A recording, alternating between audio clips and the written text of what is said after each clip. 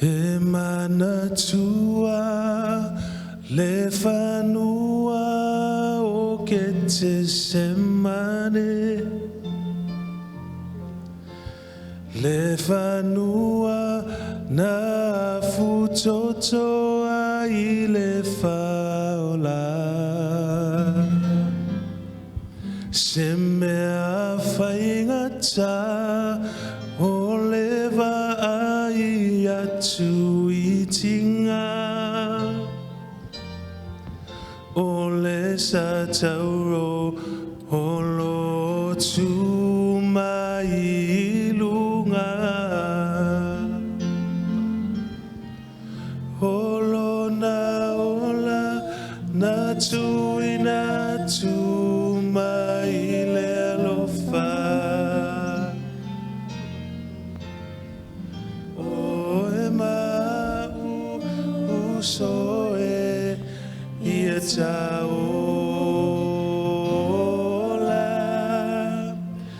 Le mama ea ia te oe o na tinga. Tula ia masau talia nei le faula. Se a sau mea e whai Hi le alofa ua whalia mai. O korokota na whaatino a ilo na lofa. O pua pua ngā ma whaingata sa ia tawawea. Ma le alanga ua taunu ua maea. O lona ola na tui na tu mai le alofa.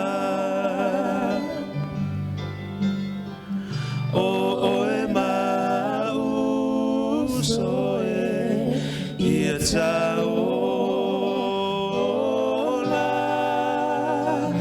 Le mama ea ia te oe o na tinga. Tula ia masau talia nei le faula. Tula ia masau talia nei le faula.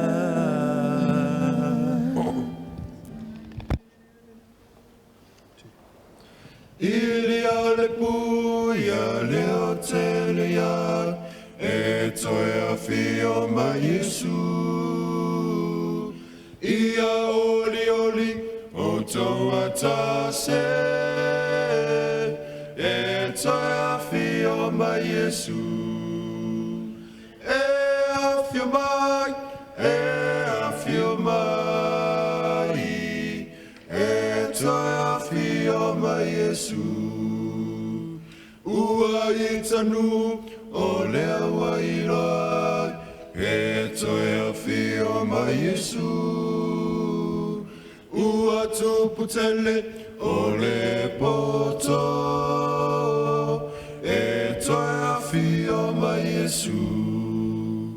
E a fio mai, e a fio mai, e toe a fio ma Yesu.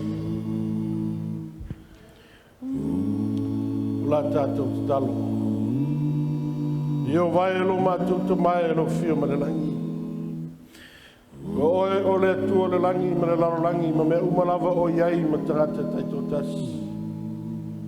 Mātou whaftai lea le li e lo whamaoni ma lo wanga le lei.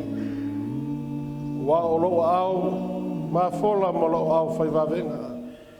Ua ma whai iai una mātou au lia mai le nea fiafi. Mātou sa ili mai I lo firagalo ina ia mātou malmalama.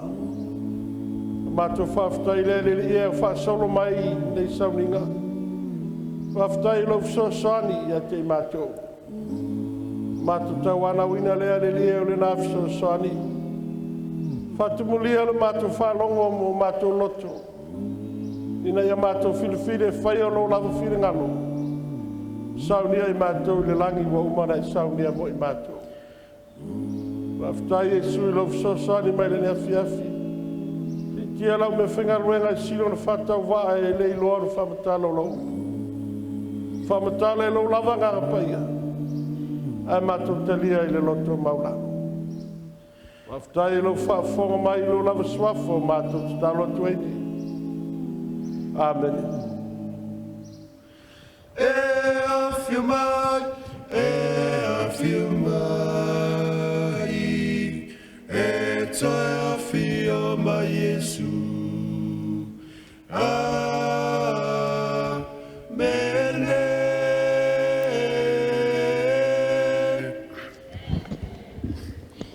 Wala tala se te fio whalua mai ai Yesu Keriso lo tātou li whaola. Arusili mo oe mau, pe po ua e sauni ea mo sauni. Whape whao na tātou sauni. Marwhetelenga i sūn mātai o lusu whawha pe sumal wha. E tala ina atu fo ile nei tala le lei o le mālo ile atu lau lau uma. E whaima moli mauinu uma. O na o mai ai lea o le ngatanga. E lau se whatonunga se lotu. O te lotu le kālesia se fitu sa motu o tasi o te whaiwhea wai.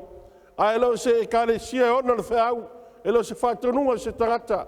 O le whatonunga Yesu Keriso. Pa mai Yesu i ato o e tā lai atu.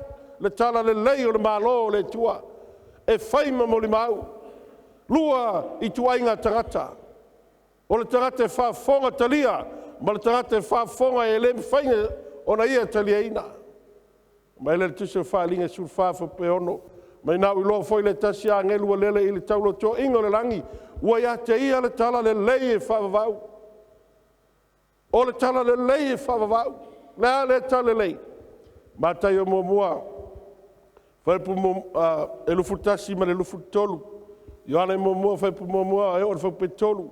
Waliu tino ta ngata le lokou. Whanau ma Yesu. Le whanau manu. Na te whaolaina e le whanau a tangata. Sa yo na soifua mai Yesu. Whailana ngā luenga le whamarolo i mai. Ma tālai ina i mwhaina salambo le loto le tangata. Ma furi tua mai la sala.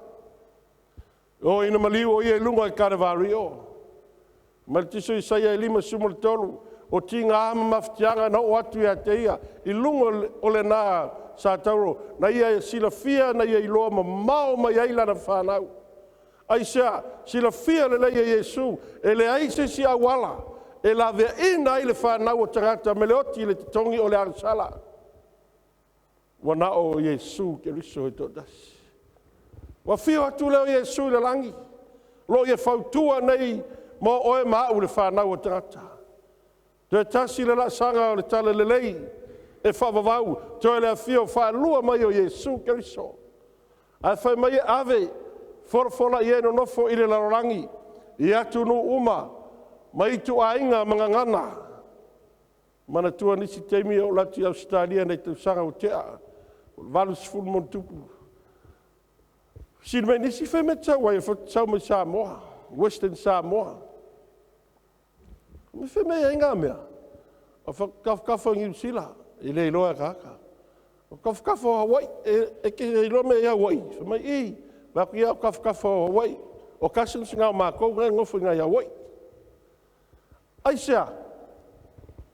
Pela kiki Samoa. Kaulei lor whawhangua. E o le lako nganganga. Ai ngā walo ia i le kua le upu le ola. O tau ana poe aso le kiki Samoa e la unga whapetania le palangi ai whaliliu le Samoa. No whaare whapeo mawhawhau. Sole ngā kahaka pa pae. Palangi e whaali e le whina ngā lo le kua. O ingo mākou Samoa mukua le iloa se kua. Whaavae le atunu o Samoa whamei whaavae i le kua. Malo lei loa le fina ngalo le tua I toi taimi o le paneta le nei.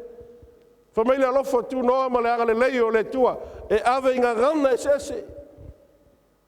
O tu la I mai tangata Samoa I nga ngana Samoa e leo se lato poto po sei loa ai o le vavenga o le fina ngalo le tua e te tauna fa taunu ina. Sa ili fa nau le tua e tau tangata Samoa. Sau ni le langi ma le ola e fa vau. Na me fai fitu ia tau ifo I le na whaina langi ma le whanua ma le sami a tau ma puno vai. O lono winga e lo ifo Samoa. Samoa se atunu ue lotu ona tangata. O umai lotu. Pe tai e le mea tupu ia Samoa. Wa pele lotu ai le pele Yesu Keriso. E fa pefea o le wha maunia. I tau I misa I lungo e karesia. Ifo mo toa mai Yesu mo ia tau ifo. Ifo ia ai. E le na whaina langi ma whanua ma sami a tau ma puno vai. E ifo I le atua I le aso fitu o le vai aso. E leo se aso se e karesia po se tangata. Ai o le fofuanga na whaia I le tua. Ana pōna tau silasila ma tātou mai moa e whamatala la whio ia le tua. Le au au na satani.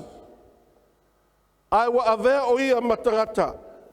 O ia o le atua. Wa ia suia ai le sapati o le tua. Ma I le aso fitu o le vai aso. I le aso mua o le vai aso. Tātou ftua sube la fiafi nei. Au e te whapeha o la hunga fui wha au le aso fitu. Le whafonga mai le ka le si aso fitu. Pe fono le port. Whaia au whaia. E le se pisingisi a sa fiku. Ma le sapaki a le kua sa fua. Pe ko kongia au pe le kongia. Pe kafu au fafu ole se sunga le pole ngai ke le fafe ya isa e lo se fa au salak. Ole sa paki ai ova le kwa. Mena ko e man fa au ma ia ko wifo. Sa mo ai tupu le malama. Se yo tu tono le la. Va ftai le lofo le tua ya le vili amuna. Au mai le tala le lei sa moha. Pau o le malama sa iai. Ai lo tupu pele malama sa o le aso ia fio mai ai Yesu Keriso. Tātou malama nei o le sapati o le aso fitu o le vai aso. Wola mai sa mo o le aso mua le kalena nei ai o le aso mua o le ulo ai aso. E sa pese. O apa fori ti apolo i o le pōnei sui le kalenga. Ai sui le pule, le tangata lea. O ia o le au na paala.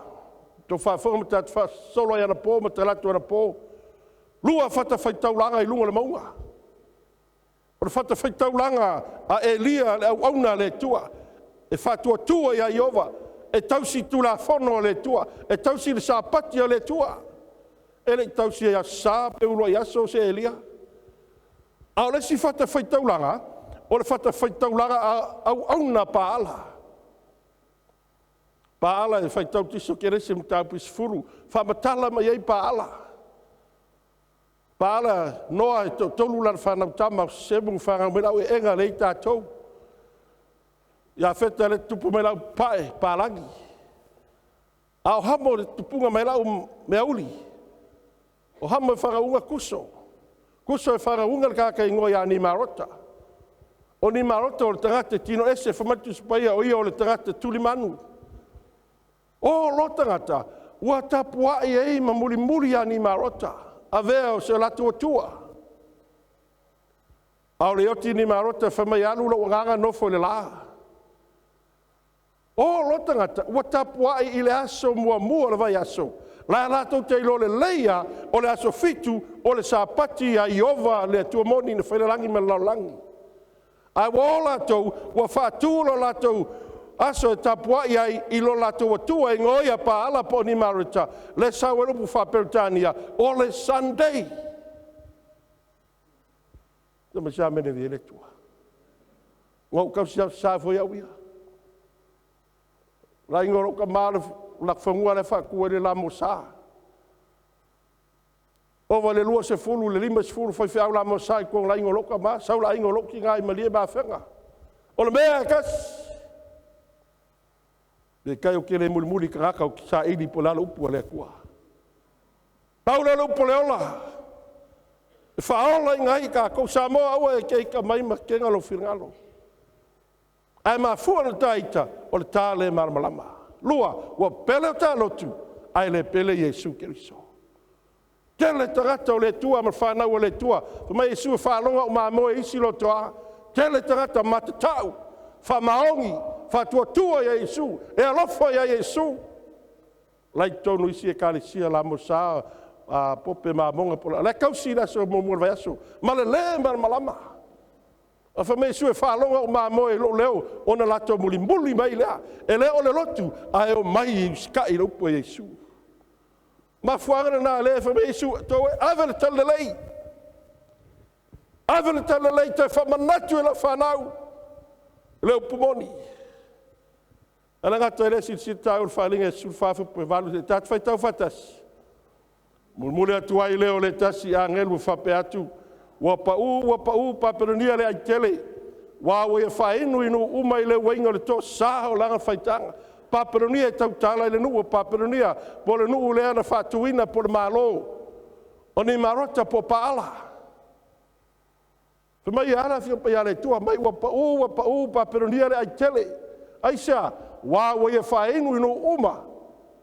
Whainu inu uma. E o lava i tātou sa moa ma so se atu nuu. Nara linka wa misa ka ko ro.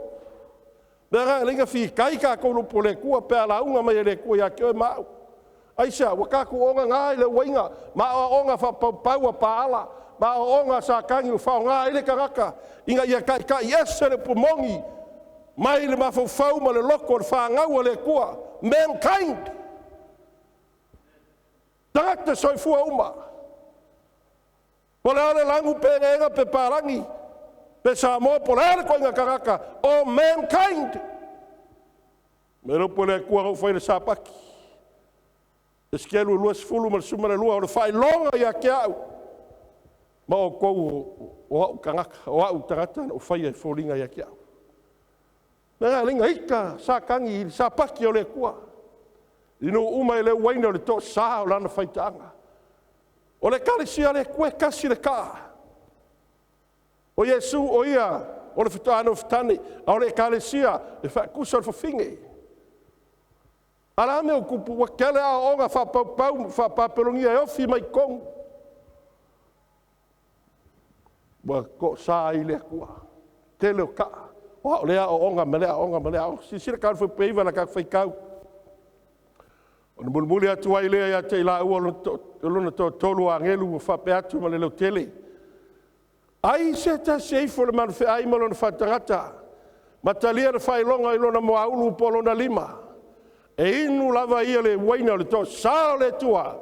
Ua le lingi na atu e le suia i le ipu o lona to sa. Vau fulu. E pua gatia fo ia i le afi ma le te yo i lumo le au angelu pa ia. Ma luma o le tamai ma moe. Sa molo watu nuk pelo le fe au au mai e le tua. Lasa tau sirafia, ta ua matua, na tau atu a fasi ta maiti. Ta fiti ta matiti matangi ele lopla mena ana sasai. E te tauna faisi ta fatonunga, faile warning, a le ustai o la sasaoe. E sa pese, a tuli atu a lea onga e aluti fanga, sasaoe pesau. E whapena le wā o tā ua ma le tua. Wa o mai le tua ya tā ua le warning. Wa te tala mai le alofa o le tua. E leise mea lilo i luma o le tua. O lona alofa, tau Yesu le wā le langi me le lau langi. E o i lana upumoni, wa wha mamalama mai le tua.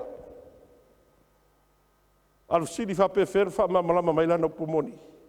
I sila tau le lua pe telu tā puma mua whai sumaleiva la tātu whai tau whatasi. O loia te tātou fo ila upo le walo anga sili lona mausali. Lei ono tau nau iai. Peo se la mepa e mumule me pongsa. Se ia tafa mai ata. Se ia luae fo ila fitu. Wao, yo o tau loto. Whamelu upo le tua. O loia te tātou le upo le walo anga sili lona mausali.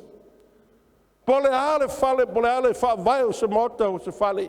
Te tele, e le tutusa ma le mausali o le upo le waloanga.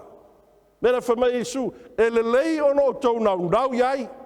Vei o se la me pa mo mure me pungsa, se ia tafa mai ata, se ia luai foi le fitu wao, I oho o tau loto. Le vave ao, tātou te vai atu a mata le saul ma malama. Se o lava vai atu o saul le la. E whapena le tala le leia le tua. Tau o le waloanga. A mata sau whaari mai le mea whaari mai. Se o ne tātou mutua I ma malama. Si sila taua me mo mawina le upu le tua. Lua me mo mau mua. O le fionga le tua. Ia le sulfitu fa sumur fitu o la fionga le upu moni lea. Tai ai whaapoto ai tā ua lua tima te tolu fa surono sulfitu. Whaapoto I le a mio tonu le tua. E leo se a mio tonu se lotu. Wa le se a mio tonu lua le panetere nei. Ua sala tangata malawa. Lua. Mo le mau ia Yesu Keriso, po le nganga waloanga whalinga suliva whai pusfulu. O le nganga waloanga, o le mau le ia Yesu Keriso.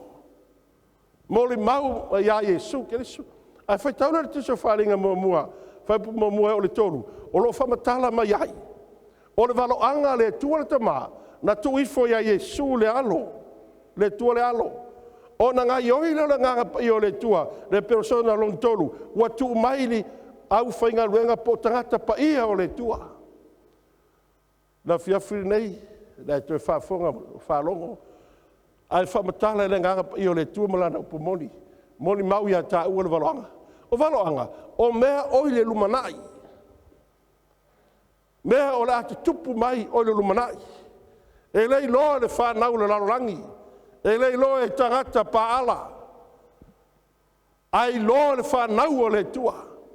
Fa prefer fa maunia. Fa le nipi ane kanesa le tupu pa peronia. O le tupu e fo ya pa ala. Fiu tangata popoto e lei loa fa matala. Ai saula tali o le tua ngoia tanielu. O le au sau ta la onga tonu pa peronia. O ie fa tua i le tua tausi tu la fone o le tua. Tausi le sapati o le tua. Sau fa matala. Mfamelo pota a tanielu o tele iloa, ai loa I lo tua o le langi. Whamatala mea lilo uma, aisa, wanga tia e le tua lana pumoni.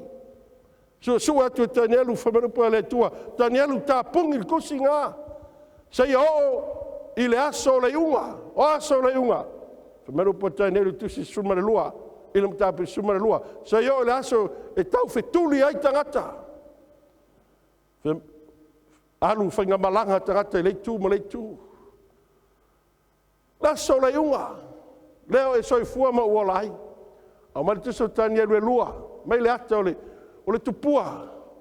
O le tupua wha pau pau o le miti. A le tupu wha pau pau.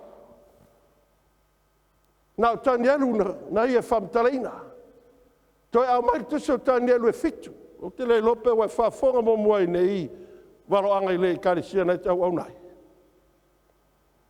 Tau e la mo sa, wai whafonga mo mua la unga I mtau. O te le whaalongo ia. O te le whatulai le anga se la mo sa, le ai.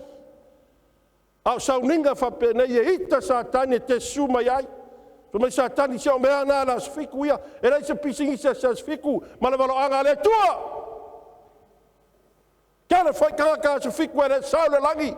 E se sungu e le kua aisha, ngau le alanga le ie, ai le uskai ai. Wha luan koe o mai le kusukang yelu fiku le kako makam e sila mo mai mo yang po. Au, al poling, anga poling koe a mai ai. O le tangata lau auna a whalau, a paala, a whame oi o le atua. Se fulu mea kako whamaungia ai anga po marikusi lawa leo kang yelu fiku. Se fulu mea, e kasi ni kangaka po le pule, e wha singo mai ai mea umai se fulu, o le pule al pope. Le singoa, o le nifo I titi tātou le karisia katoliko, e leo kaukala e wha le anga le karisia katoliko. A whai o ese katoliko maa ioi, e te marama lama le leile whi au le la watu. Ki malama o kanga kakoliko la ko fai fiau ma kapo sama pa kelinga la ko mo ila ngai fiau ngai. Wofi mai a onga whapapau pa ala I kongu I le whangau le kua. Au mai le aso sā, au mai le aso kirisimasi, au mai le ista ofi mai kongu, vai aku kangaka e karisia katoliko, e ese a o onga le au mai le loku, ese lo pura whamai kuspa ia, whasio kia e le pura le pope. O ia le kangaka, e le koe sau sākangi, fōringa mai sākangi, ai ui me le kangaka. O ia le tangata, whai mai o ia o le kua. Ai ngā tia e le tua, ma le leiloa, e iloa la vai whiwa e lafi, ai whaalia e le tua mea li lauma. Ta me sika kua minge. La ka wha solo le whiau le whiawhiri ngei mangingo lea. O le pōla le ngei. O le manu whiai e fitu o naulu, o lona whatangata, ma le whainu mera e ono se lau ono sumole ono. Si sira tau le tusi te te nome sur fitu whai pue ono. La tatu whai tau whatas, whai tau whamonmole. Maua e mo le mau e tō lua pe mo le mau e tō tōlu. O le o te tau iai le oti I whasi o ti ai o ia. O le mau tō tasi, au ar whasi o ti ai o ia. Nā mamalama lea tātou I whapisinonga.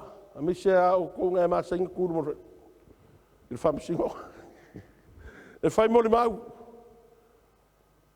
Au mai mua, pe koe a mai whālua, na mai whātolu. O mongi leo le unga, e whapenga fo I walo anga le kua. Au mai mua, I le kusukangielu, o le miti o le whatangata, o le tupua. Toi au mai lono fitu, wale au mai le tupua, ai mai manu. Ai sea, le manu le leona na whatusa ia Papulonia, le lua na paau le malosi sa tūlai mai ai, o le leona le tupua manu, vai wha, whapena Papulonia, o lato o ia le malo mua na tūlai mai. Le mtau tia man malosi, so na tūlai mai ai le whatawhata e lua lima. Tūlai man malo me taima Perusia. Malosi le tasi, e fitu nifo o ia uina. Fitu malo o li tia ai kupito ma Paperonia. Na ia wha umatia. I sai e whasu ma le lima. Se lau lua se fulu tau sanga. Na walo ia le tua, au le whanau mai tā riu. E whanau mai tā riu, toi lawe inga le nuu a le tua. Mai le tāwhianga I le pūlenga Paperonia. O mai e mea taima Perusia. Pe tai whamena whiong I a le tua I a tā riu e umatu oe tūlai mai le tasi mālo. Whatusa I a Eleni Alessandra le Sili. Se fulu afe la whai fita Alessandra le Sili. Ai over le miliona fita a mea taima Perusia. Ai whaumatia se fulu afe le miliona. Whapefer whatau nu ina. Whatau nu le mana o le tua soifua. Se na tūlai mai Roma, le manu maha. Tūlai mai Roma whapau. Ai whai mai e ai atu lunga le manu lea lona wha. E iai nifo e se fulu tau tālai mālo. Po tamta mai vai se fulu o le tupua. Ai toi au mai whātou le tuso whālinga I suma le toru. Ua tuu whātasi ai. I sila tā ua e whamtala le whiong ia le tua. E whape whēnu tātou malama le manu whea ilea. O lona whātangata. Whape whea tātou mamalama le whai numera e ono se lau ono sumale ono. Ia ata ti whanga u whai mai ai le ata o tamatiti e pi il numera il moaunu. La tātou wha solo le whiong ia le tua e wha sino mwhamtala mai a oe mau. Ai whai tau le whiong ia le tua tuso o whalinga le sultolu o le ia le tātou mtaupu. Mai ua sau o e kālesia le tua e mamā. Ia pae le la e pae le tina e whatusa le kālesia le tua. Whawhine. O Iesu o ia o le whatuana o whtani. Tulou. Ai ei le pale. E se fululua fitu. Se fululua so o Iesu Keriso. Lau apostolo. E tu lunga le masina. E leo le masina a stati. Au le hata whatusa le tuspaia. Le aise malama o le tuspaia. Ai se sulu mai le ame o tonu le mana le ngapa i o le tua. Ono whamatala leo le tuspaia. Le tuspaia le ia te oe le te whafonga mau whalongo ai. Na tusia e le tua le nganga o le tua. O Sofia tangata pa ia o le tua ma tusia. Le nganga lava le nao le tua le tusia le valoanga. Le kalesia la lea le tua. Ma maa to toa. tausi sapati mea uma o ia le tulafono o le tua. E fo i le tua, i le aso fitu. Si sira tau whalinga sulua whai pisul fitu. La tatu whai tau. O eita fo le tā rako le whiwhine. O na rua tuai le o ia tau le taua mai la tau toi o lana whanau. Mai e hita le tā rako po satani. Ai sau. Waita i le tā rako, waita le tā rako le whiwhine. Ai le anu e tau ma le whiwhine. Ai tau le taua ma e ua te toe o le whanau o le whiwhine. O ai la tau ia. I sira tau iai wha umana mau. O e ua tau si poro i ngā le tua. Ma ua tā ofi le mau ia. Iesu Keriso. O le whailonga le o e o te toi o le whanau o le whiwhine. O le ar whailonga. O e ua tau si poro i ngā tasi lua. Tau si poro i ngā le tua. E lo ni poro i ngā selotu. A tātou tau si poro i ngā lotu e lo tāu o whailonga o e o toi o le whanau o le whiwhine. Ai tau si poro i ngā le tua lua. Tāu while mau ia Iesu Keriso pora ngā waloanga. Na tā ilo le o e o te toi o le whanau o le whiwhine. Wa le toi tau le whiwhine. Ai tau le tā rako me o te toi o le whanau o le whiwhine.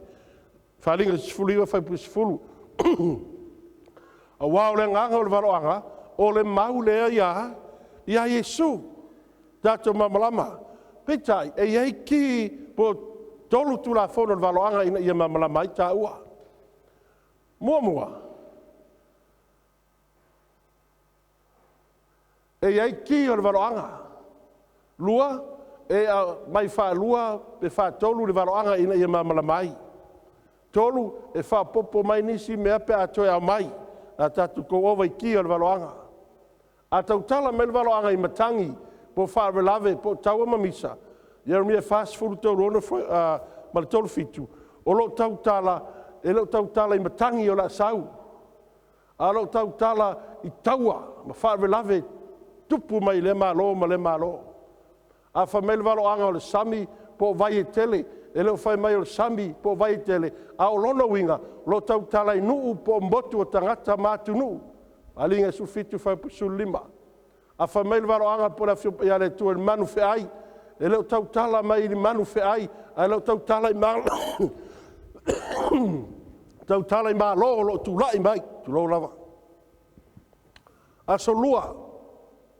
A tau tala i aso, lo tau i aso, lo tau tala i tau sanga wha waloanga. Skelu e whawhi peono. A whai mai o le manu whi ai sau ma apa au. E leise manu e sau mani apa au vangara. A ete o ma manu lele. E sa pese. A lo whatusa le sao o le malo. Po le tele vave o lana pūlenga.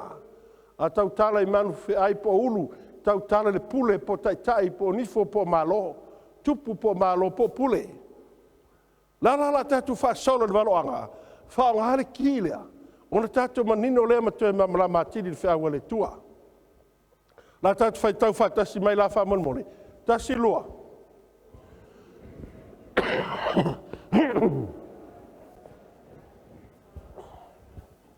Fitu ona ulu mona nifo e sefulu. Wai ona nifo fo i le pale ali e sefulu. Wai ona ulu fo i o le ingoa whai. Le manu whai fo i na uiloa e peo le na Mary.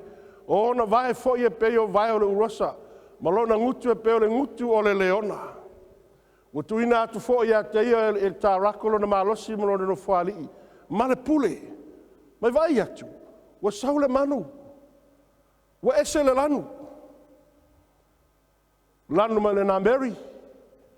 Mana tua tātou le tusi wha o tani elu e fitu. O na Mary wha tu sa ia eleni. I sau le ulu. Ma le ngutu. E wha tu sa ia papelonia mana a onga wha pau. Ai pare ali e se fulu. Manifo e se fulu. Po ma lo e se fulu. Ma tupu e se fulu. A sisila e whamtala. Ana po e se fulu mena tātou wha maunia mai mena whiompa ia le tua. Le mea tau le nifo i titi. Po o le au na paala. Ai e whamai o ia o le tua. Tasi le pule le whatsino mai ai o le pope. E se fulu foi mea. O le a wha maunia ai. Le winga o le manu lea. Po ai le tautala i ai. La tātou wha solo i mea i e se fulu. Mo mua la tātou wha solo ai mo mua. Whamai o tino mai o le manu lea. E tino mai lea. I sir tai ai. Manu whi ai lea whamai fitu o na ulu. O se fulu nifo. Se fulu pare ali. lona ulu le ingoa fai. E tino mai ona na Mary, le no fai atuai ni o le ingoa fai. Ya o onga fa pau a onga se. A onga fa paala le sa wela sa. Le sa wela pope ma le ana Sunday. Wa mai a onga ia, a mai laso kirisimas. E lo laso rufu limo te semana soifu a Yesu. A laso le whana waila tali e oni marota. Ma stati lon to lua len fa mai a oti alu no for masina. Le sa waile Monday po le moon. Le sa waile moon le fa ingoa i o le Monday. Ar masinga ia sa war masinga ia fa ile kua.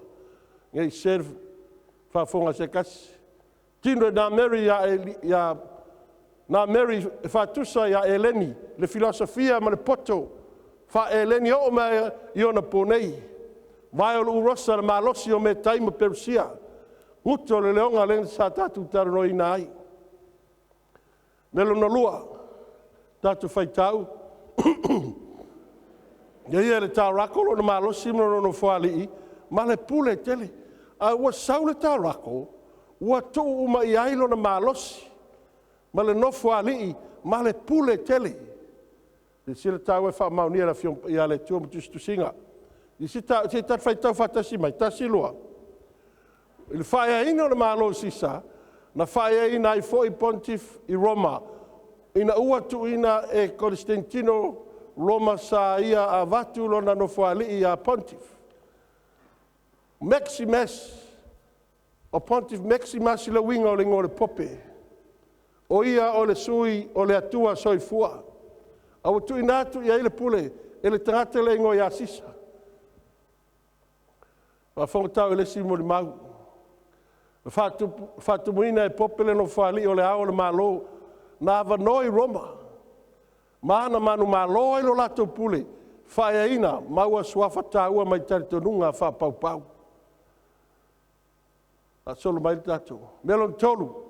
No owi lo fo ile tasio na ulu e peisia i wa fo a mate. La le ulu. Di si tato i ulu e wa uman fa solo atu. Mua. Paperonia, lua me taima Persia, tolu e Eleni, fatu lai mai Roma fa pau. Selonga na tu lai mai Roma pope. O Roma pope lea. O le auna lea paala. Sau ave ma Roma fa pau o mai a onga fa pau. A mata mai lava le ulu le tupua. Paperonia. Tulai mai me tai ma Persia ma faoa mai faoa Paperonia ai au mai a onga fa pau ia sau Eleni ala soifu a onga fa pau ia tata Paperonia e o mai Roma fa o mai Roma fa pau sau ia onga na fa pau Paperonia se yo ona tulai mai le popelea le fai fe au lea, po le osi taulanga lea paala. Tama statu amen. Tama statu amen. Tona ine si ele ufafonga mo muai. Ai tot silfia, o upu le alofa. Upu le alofa. Taua nao fe au mulmuli lea le tua. Lafia satani, ai le mafaina, lilo me pelo ma onga pelo satani. A famela fiam pa ia le tu fe pitolu. Fa ringa le sutolu. O lona fo na fa ia mate ai, ua mafu. O no fo ai le la langi uma, ma la tau muri atu le manufe ai. Tasi fitu iwa fitu pe tia le tai au o tangate suafa ia Napoleone. Tai au malosi mai falangi. Na ia pu ea aluati tonu Roma, ma pu ele pope, ma far pui ai na mali wale pope. Petai, famela fiam ia le tua, fai mate a ua mafu, ona ofu ai o le lalo langi uma, ma la tau muri atu i le manufe ai. Ma pe fer fa maunia. Ki sira tau ile screen lea. O le tangata leo Benito Mussolini, ma le sui leo le patele, o le katinga le ingoia Kasperi, lea lo lala i. O ia na fai masui o le pope, pio lo sutas, Ua saingi le whengainga, ua toi tūla I mai le pule ar pope, po le manu wheai. I sir tāua I siata. Pilestene o le malo Amerika, ma tupta mai tai o malo whapaupau, leo Musalemi, Lucia, o lato muri ma lato ifo ia I le pope. Whamai ia o ia o le tamapa ia. Ai leo se tamapa ia. O le tangata soifua pe ia o e mao e lua vai, tasi lou.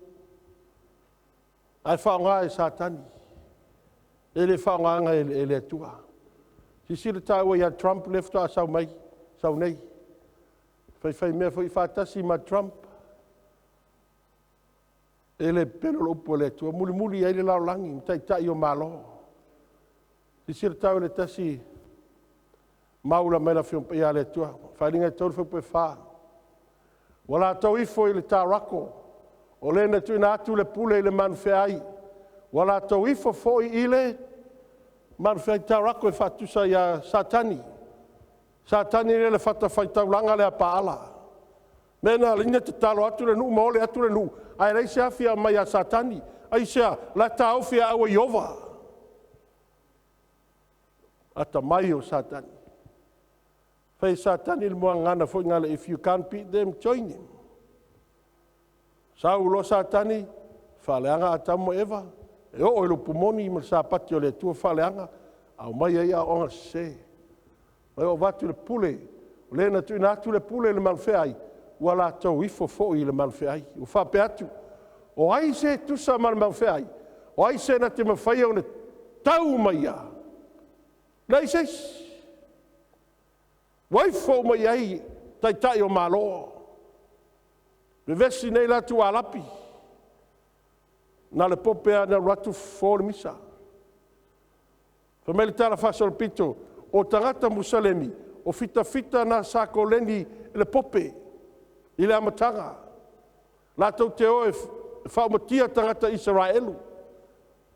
Ai uma o na koleni koe whaasanga mai Musalemi le pope. La mene vi ele tua. Mena watu wala popeia. Pa solo tau wala Musalemi ma la kirisiango. Al wak wala pope. Fo mea uma. Si sir kau ele. In kau kion mele. Si kau fai kau mele whapirtani ele. Sunday is our mark of authority. The church is above the Bible and this transference of Sabbath observance is proof of that fact. Mai o le sa o le whailonga o le mato pule hea o ao lea. I lungo me tau lotu I tonu la fiompa ia le tua. Whamau nia le swing o le sapati o le tua. So I le pope. E le iloa nei tangata katoliko le tapuai. Ma lo lato lema malama ma lo lato te tonu le sao. Te le tangata le tapuai le lamo sabo a tapuai inga le tapuai e le ura yaso. A o lato whaafonga na lato filfile muli a Isu. Ai ala upo le tua, skelu luas fulu. Yo tau whapa ia ino fo ia sa pate whai fo ia mwhai longa ia tiao mo tau. Ia I loa ia o tau. O au lava o Iova lo o tau. O visili sa moa, o ailo tātou utua. O Iova. E sao. O sa pati leo na mai e le tua mo o e mau. O le whai longa. E loa ai, ia Iova, malana whanau, ia tātou loa ai, o Iova o ia lo tātou tua. Mela ina ita sa tani li sa pati. O na perlele ia tā ua tātou lotu. Ma tā māpu lotu ai. Ma tā whapea, se na hola mai foi mātou tua a, ma mātou tua a. Io e pau o le māma lama sa ia te lātou. Wei tātou sio mato nuu Samoa I lauri e li oi maunga te la titi whawea la ise le kise mo li makangi, mo li ku, mo li fangu al kemingei lawa alu ai whaasora a koe kongu le kise mo la ale maunga sau ai lunga le kise alu alu yuka ai ai la le siko inga ngau mako ki nganga sau Ia le kise, ai alua fai langa mo li makangi, ma langa mo li ku, ko kise le whira me kupu i kamiki. O kamiki ka wai whale siko inga ngā. A whau kamiki na mo ka wai whale siko inga, maru si le valeha. Ki ngā sau le kise alua fai mo li makangi. Se le whira me ngai kupu i a kākou. E ki ngā anga saulu malama alu, saulu malama pasi, a lai whakarikari are pasi aru i kua, ai le loa pasi aku le pasi. So misika kua me. Leo pumongi le whaafonga mo whaalonga i le sa paki o le kua. Me longa lima, la kak lonono.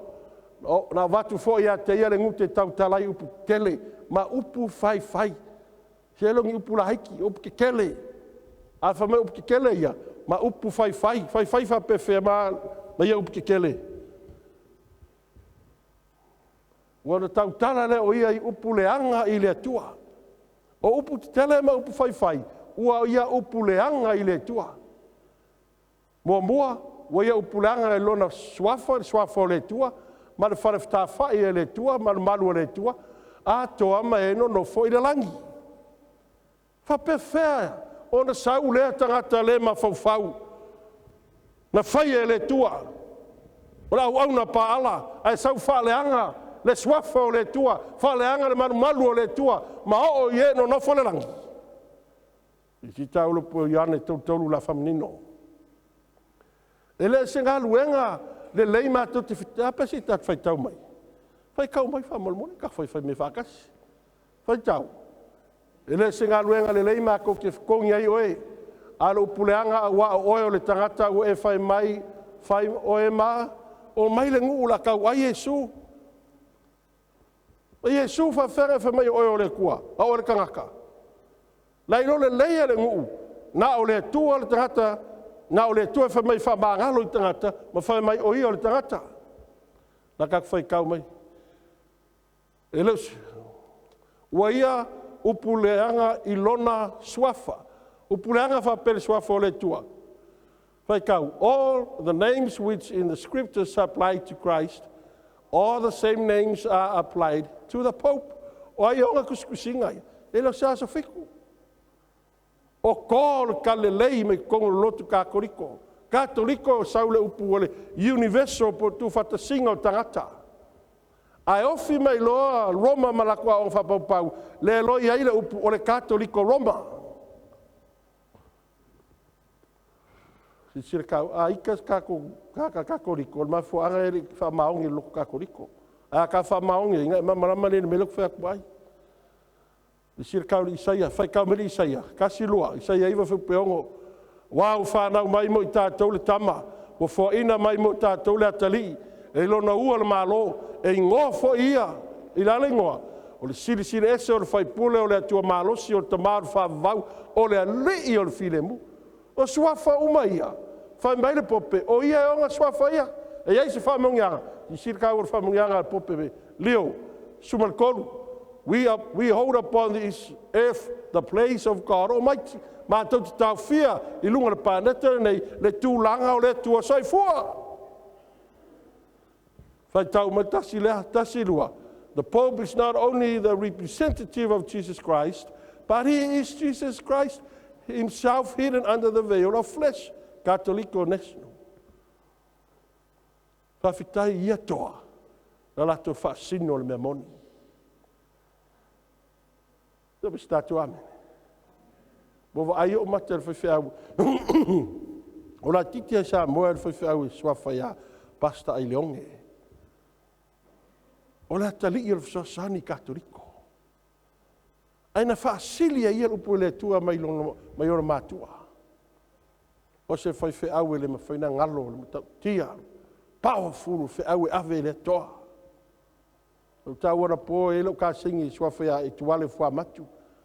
Tua katoliko mau yoi. Tule ona mātua e alo e a onga i loma.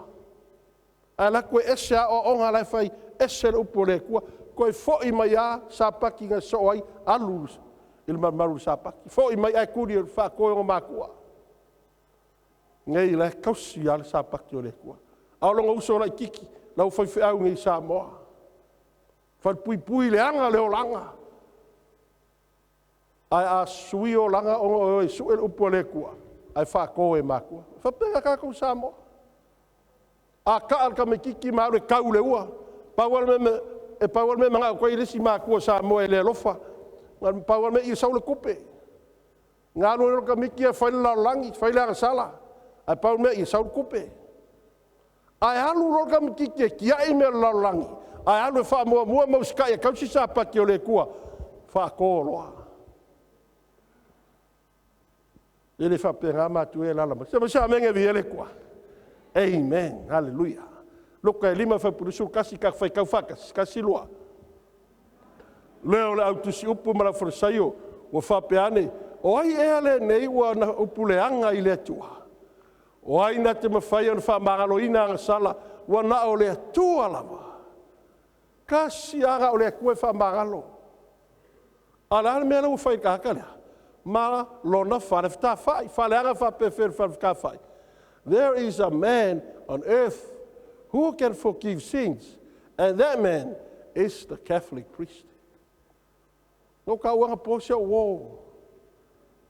Ori kalia e ko lua le ngoi sa boka fama ngo fusima kwai. Fasio kaka. No sole fa fen ko fem ka ki nga me ko ke luku. Me ma ko por fa sio kaka nga la kwa fari il pakele magalo. So me ka ko ya onga sakan. Likio alanga wole ai sikula fo melon fiku. Si ka melon fiku se ka fai ka. Dai le pule tau wai le tau ai masina fasu malua. Sau ku ia le pule kau mal fara wole kua. Fasu lua masina. Lalo nga winga. O tuina atu fo ia te ia tau, le tau ma lau pa ia. Ma ia manu malo, ia te i la tau. I sita ua. Kia o meu kulai mai. O le lotu o Roma o sili lona whamalingi toto, i lo se isi lava whala putonga, i lunga o le nei paneta. Rena i sila na pomu tato mai moai. Fasio tinga o tangata. Whamalo sia tangata tau le Dark Ages. Ina ia lato tau sia le ulo i aso. Le aso pa ala. Au le pule na mai e satani. E wha faulinga mai pēr whanau le tua. Pei tai lo upe fasio tia whanau le tua. Lona valu. O tuina atu fo ia te ia e pule i tu ai ngā uma mga ngana ese manu. O ai Samoa. Lai titi fo Samoa. Ele a onga lamo sa fai fiau ia fiafi. E au lata whaloma. Au tau whaloma. O fa peso, ero au se whaloma. Ero au se loma. Iwa. O tuina atu ia te ia tau le tau ai masina e whara fulu ma le lua. O ai e masina e whara. Whas fulu lua masina whakere kors fulu aso. Whawaloanga. Kusa ma le afe lua se lau ongo se fulu aso po kausanga. Wa o fatawina atu ya to le aso mo tau sanga le aso mo tau sanga kasi lua onga o si sirka o le kwefling fanga po te koe fa maungi ai lima tolu valu tula e mal pula le pope il tula fono falatina tasi fitu i valu pu e litia e petia tai tai na pulon le fai pui pui mo mamali wai a to ese le lima tolu valu ma le tasi fitu i valu le tali e afe lua se lau ono sifulu. Pe afe o lua se lau ono sifulu tau sanga. Aina valo ia e le tua.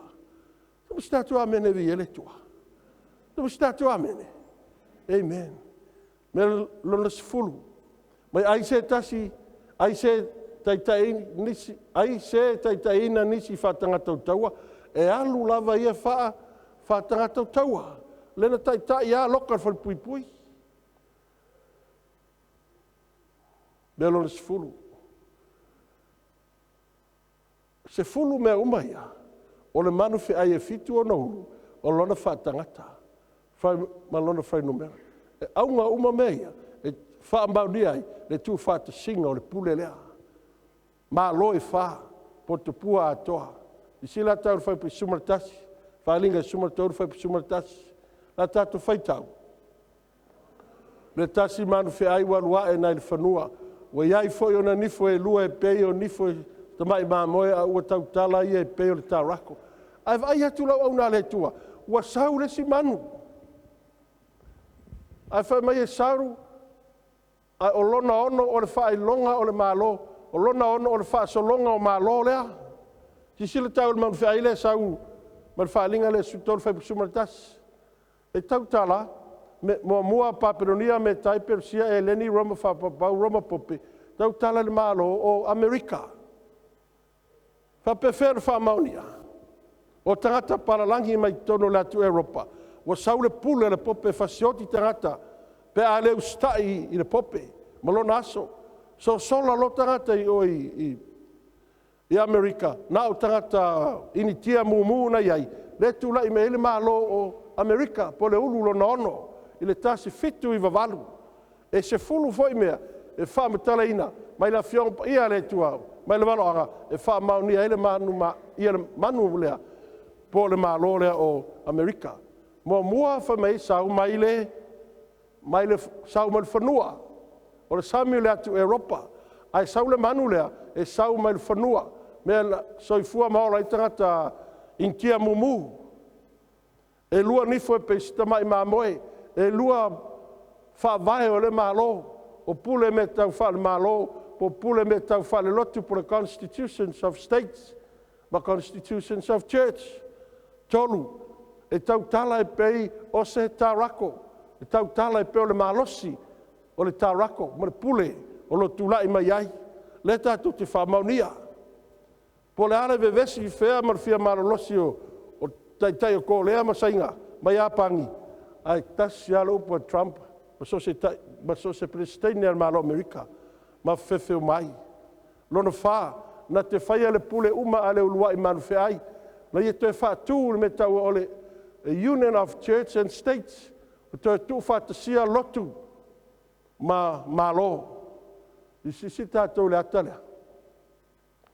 Maftanga Trump ma le pope. Visita ua iai la tatwhai tau melo na lima. Na te whaia ina ia ifo le larolangi ma e no nofo ai i le uluai manu ai. E le ifo ia te ia a ifo i le uluai manu ai po le pope. Amene. Visita ua melo nono. Whai pusuma tolu. E whaia e ia whai longa te tele. E alu ifo le langi ma le afi ma le langi i le larolangi. I lumo Hiroshima. A tongi ai le malo Amerika le pomu. O tomeki.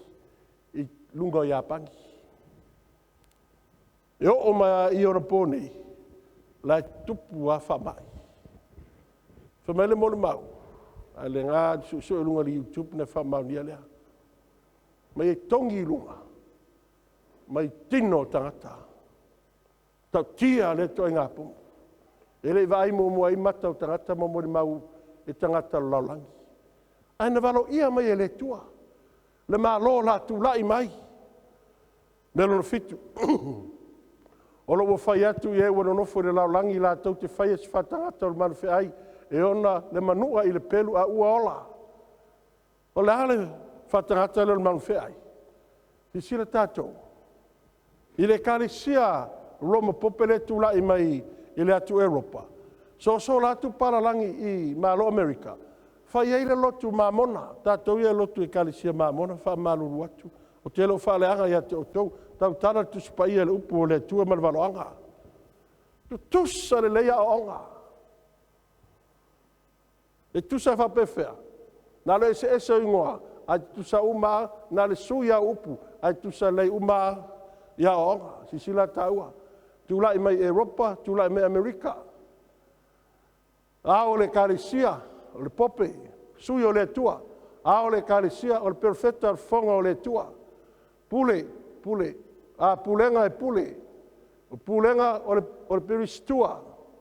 O le langi o le pule kako lio. A o le langi e i whare pui o nganga. Wha. A wala i le langi o le misa tupe. A wala i le langi o le papitisonga mo e uoti. 5. Tusi wha vai o le tuspaia. Apokalifa.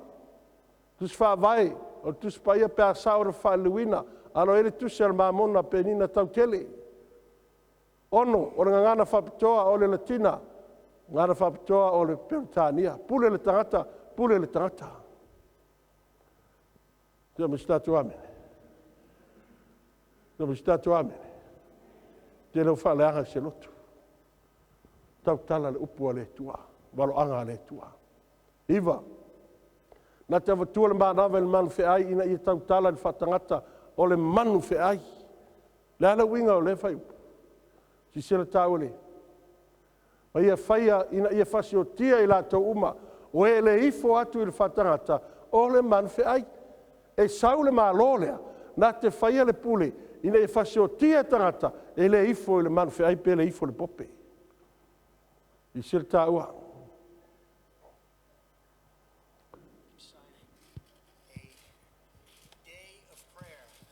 Sunday. It'll be a very special day, and I don't know when this was done last, but it's been a long time ago. Is that a correct statement? It's been a long time ago.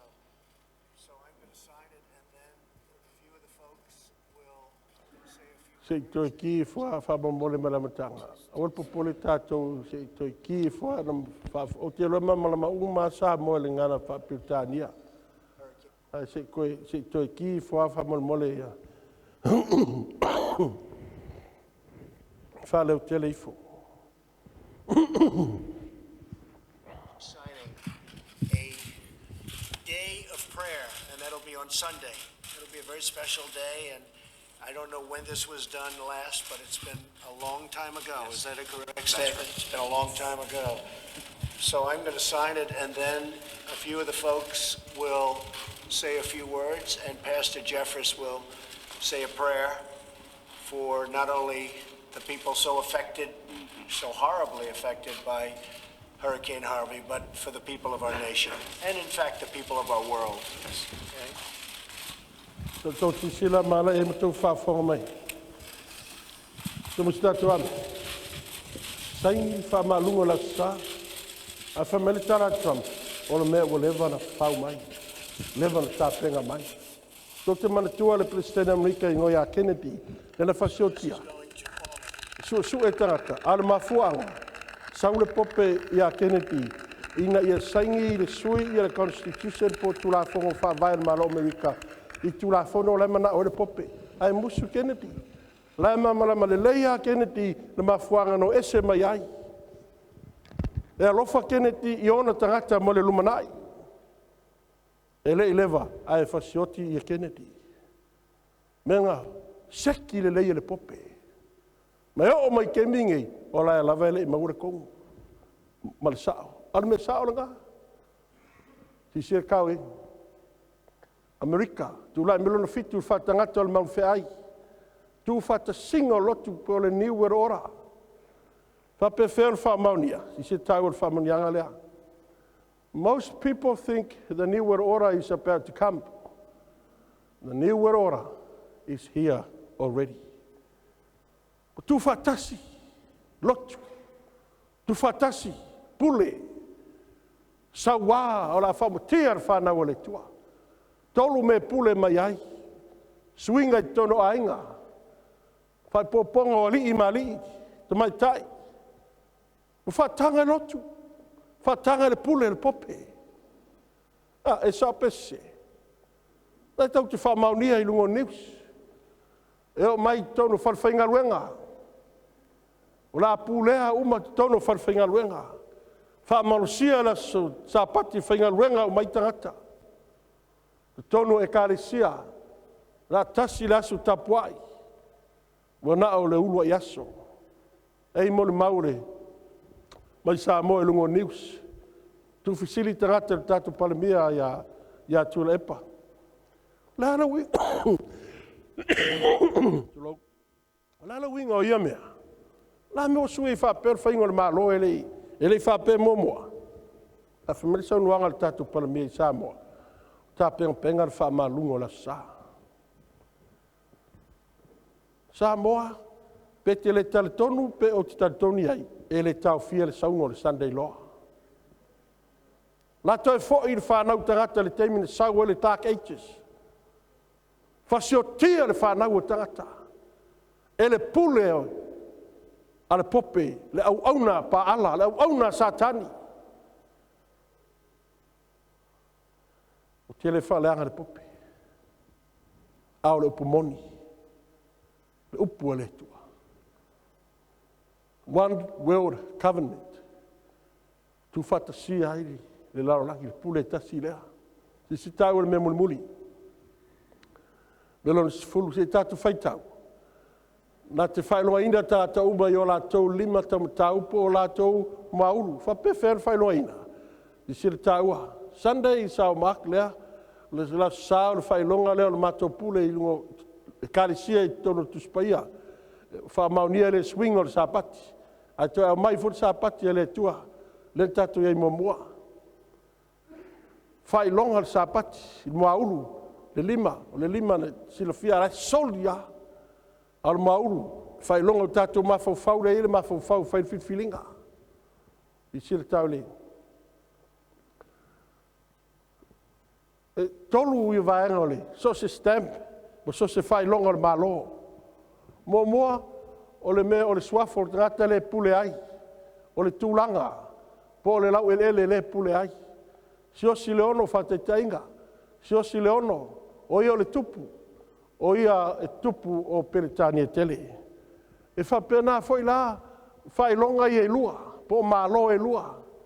O Satani Sunday, o le whai longa le manu whi ai, po Satani lea, lona aso sa, le aso paala, sa moana whiu e alanga i reise afi na o mai.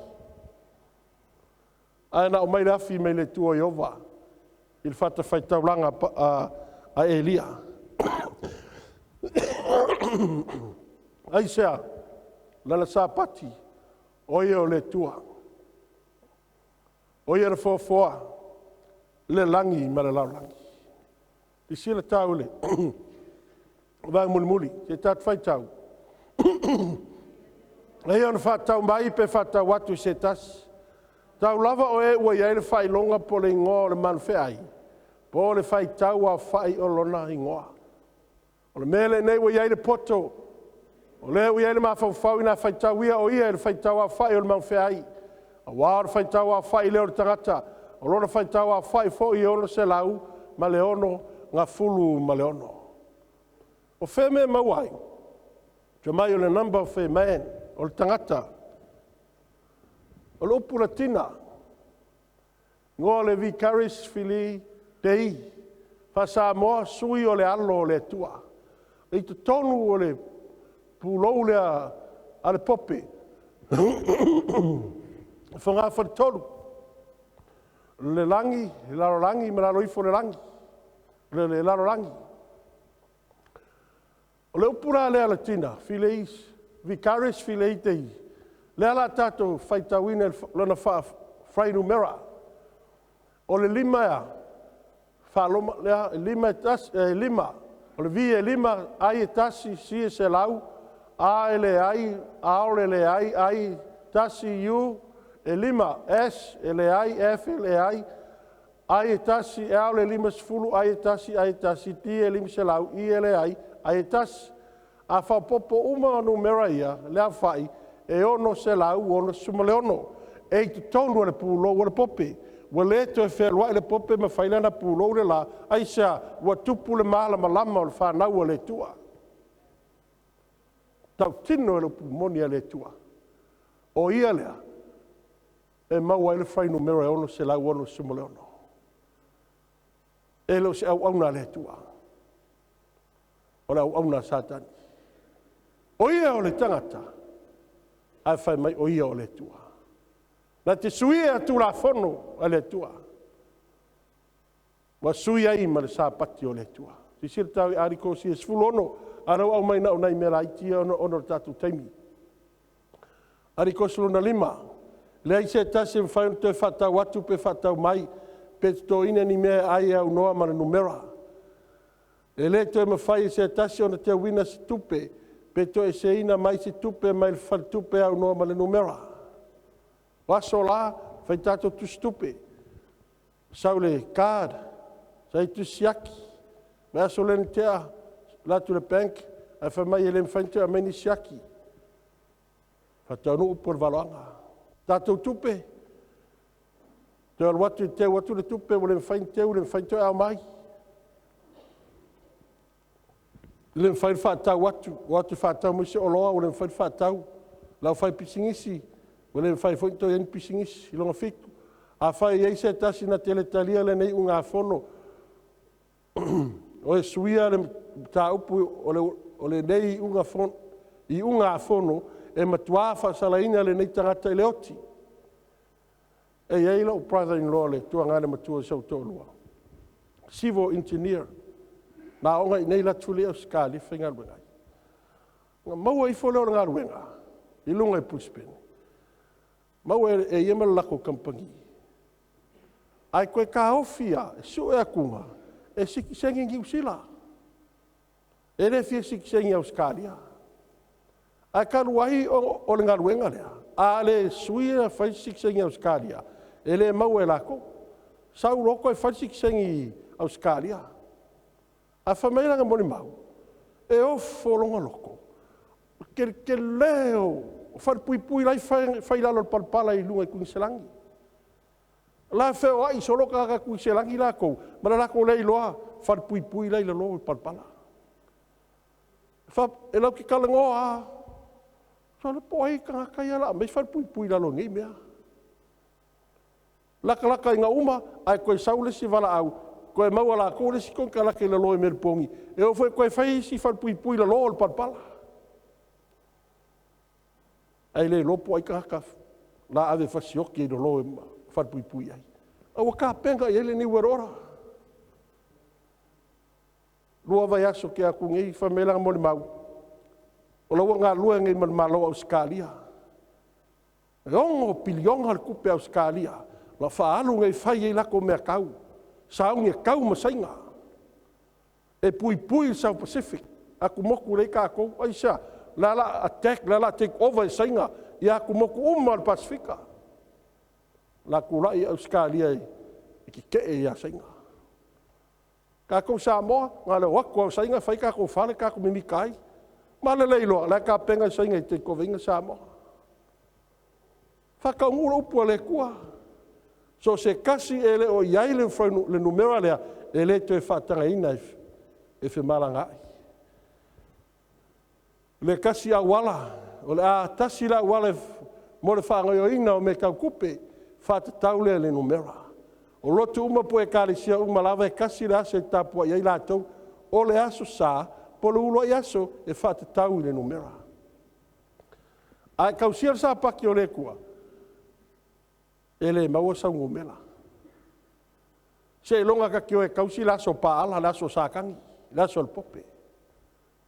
A mai loia ka ua ngu mela po le ka o loa, fai ka whakaunga, kele ka kupe. Ai talo whai ngapa ka ua kunga mau. Al whanga ua le kua, e kausi a e le kua. Sisira ka ue. Tu whako. Danielu e lua lenta at whasolo mai ai. Kawartani e fitu ana po, leo amatani elu sumar tolu. E le aise mea ngā tia e le tua. A menevi e le tua. Whamai loro e le maumul muri mo e mau ni afi afi. Whalinga suvaru fo pe wha, a pe si tat whai tau whatas. Wau whalongo fo i le kasi leo ma le langi o whapea mai. Lo nuue, i o tau o ese ia te ia. Ina nei whatasia fo i o tau i anang sala. Ina nei tofu sia o tou i ona mala. Ma fuanga na alanga i whiaua le tua. O whiaua le tua. Whamelu wala aua le tua. Lo unu ue, ia tau o ese ia te ia. O ese mai pāperongia. Ele whamai o mai se loku. A mai o mai o ese mai a onga whapau. O ese mai a onga se. O ese mai a onga sakangi. A onga pāperongia. Ina nei whatasia foi o tau i ananga sala. Ina nei tofu sia foi o tau i ona mala. La lata le ase o me le to sao le tua. E whiompa ia le tua na tātou mai mo i ai, ma moli mau ina. Le alofo le tua ia te taua. E ala i lona alpelo Jesu Kiriso. Le tamai ma moe le tua. Wa tātou le toi o, sauninga wa tu ia e lunga sa tauro. E maini mā moe, e o se le tauranga, au tātou o sao ia Jesu Kiriso, e tamai mamoia le tua. Le afiafi le nei ma le upo le tua. Fa mai upo pe telu i tātou nau iai. Le valoanga. Peu se la mepa e sulu le me pungsa. Fa solo mai ai le malama. Pungsa o mai le lalangi. Ai malama il fa na o le tua o e tausi poloinga. Fa tua ia Yesu Kristo. Ma fangana na mai o e mau e le tua ne fiafi. Ia tā mamalama. Ia o penga satani. Wali ua e ia. E a vea ma angelu le mamalama. Alanga satani wale au ngā le tū la fono le tua. Alanga satani wale au ngā le sapati o le tua. O sui e satani. Sau satani whao ngā le tangata. E sui ei. Ilana nubera. E ono se lau ono sumalono. Whaatūla nā sā. A mata mai pāpelu. Ia ni marota. E le toe sau satani, fōlinga satani mai ma siu. Ai sau satani, fōlinga i tangata. Sau e whao ngā le tangata. Le tangata e wha mawalunga. Le tangata e fiatua e wha mawalunga. Le tangata e su e anga mea. Mon mamalu molanga tamau ainga. Whao ngā e le swafo Yesu. Ar whanau le tua. La tau tau stai tu la fono. Le stai le upu Yesu. Ma la tau sia le frenu mera le aso fitu le veaso. Lua tapo inga. O e tau si polo inga le tua ma upu moni. O la tau e au ia Yesu Kristo. Mai la tau e au ia satani ma polo inga tangata. E au ese ma Yesu. E tau si polo inga tangata. E wha vai upu a tangata. Sa mo e tasi ale upu moni. E tasi tus pa ia. Na o le afionga pa ia le tua. A iei nisi tusi. E lo ni tusi ia le tua. Au tusi e mai satani tai e se ai ta ua. Mai le ola u saunia Yesu. Au e maua mana vaola maua i ta filfili nei le so. Manua maua mana vaola. Manua maua vanoa hei tu i mai a Yesu Kiriso. Au maua vanoa te manava i le ea. Maua vanoa hei te whaafonga hei. Whamelu po Yesu le tiso whaalinga. Amu ia oe. Amu ia i lato. O e whalongolongo le upu le tua. Le varoanga Yesu. Le varoanga le upu moni. Le tusipaia na tu mai e le tua le tamaia tia. Nga lue ai le nganga pa ia o le tua. E whamatalaina ia fiafitaitas. Wana o Yesu tātou te sauloto ai. Le mea whai satani ia tātou. Tātou mapu lotu ai. Tātou sa ili tō whinga. Sa ili mamalu. Whiwha masino ai. Sa moa. Wana o Yesu le ala le pumoni ma le ola. Lei se me lunga le pane tere. E ave se le oti le tongi o tātou. Wana o Yesu. Wana o Yesu tātou te ola. Ki ngalo whafonga ma tenga alo whingalo le whiawhine. Sa mo le upu le ola. Raupu na tūto tasi a Yesu Kiriso. Tu Yesu lumo pilato. Ai whamena na tali. Paule o le mea nau whanau mai ai. O te mo le maulu. Sa mo e le supu sila. O le upu o Yesu. Le upu moni. E tūto tasi. Ua sasa ia te ia. Ai sea. Oh no, le rofa. No, no, lofa fa mau. Ta ua, sa te tau. Na sasa, sa te tau le whapane le pare tu. Awa ta ua e asala. Pero ta mea tonu le pisu sia le iona mai. Peta ia tau ala sala. Ai tau ave Yesu Kiriso lo tatu. Ia mo sa tau mga ai sea. Ona o lona alo fai atu. Sa mo tau te fiu e fai nela no langa. Ele ma ila. Fiu yo ta manatu. Panga fumu pole tu o tatu wala. Ele o ala ele fina galo fai leo. Ana fo ina mai e sulu na lo pele totas. Ina ele fano sita. Pai fi sa ye sulu fia. Da tu fatasi mau. Matele faina e tu la ine. Mori mau italiano pole. Italiano pole va au mai Yesu e la au. Italia Yesu. Italia pole.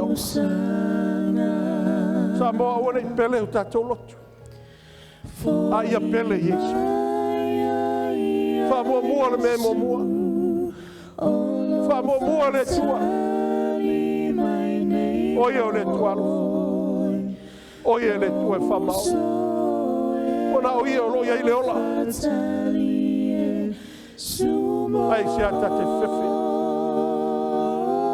Ei se ta se fetula. Eu tele. Tu mo Yesu. Lo matou te mai lo fia manela. Ria oe fava vau.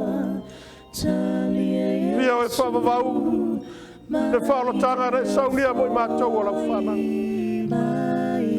Fafta Yesu e lo maliu. Faftai mo la upu moni o matou mamala mai.